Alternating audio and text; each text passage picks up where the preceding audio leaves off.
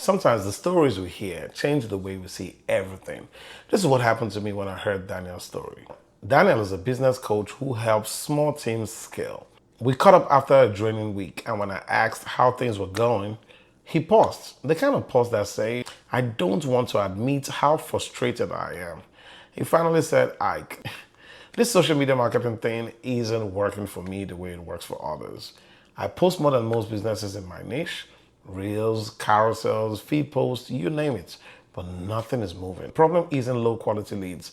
The problem is zero leads. The real issue wasn't the volume of his content.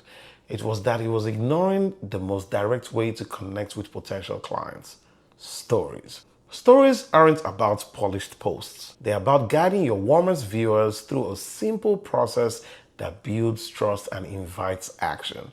Here's the danger. If he keeps avoiding stories, Daniel would keep wasting hours making content that entertained strangers but never converted. Competitors using stories would scoop up his dream clients, and the longer he stayed stuck, the closer he came to burning out, quitting Instagram marketing, losing relevance, and eventually losing his business altogether. So, here's what I told Daniel. You don't need more posts.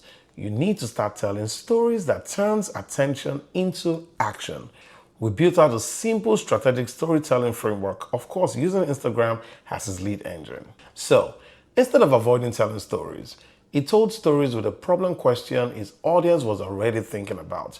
Then he shared client wins that made people see, oh, this actually works. And finally, he ended with a clear call to action that made it easy to respond in the moment. And the result, within a week, his comment section and DMs weren't quiet anymore.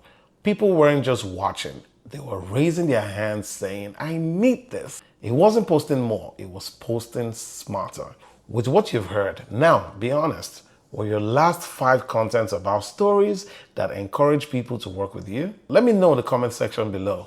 I'd love to hear from you.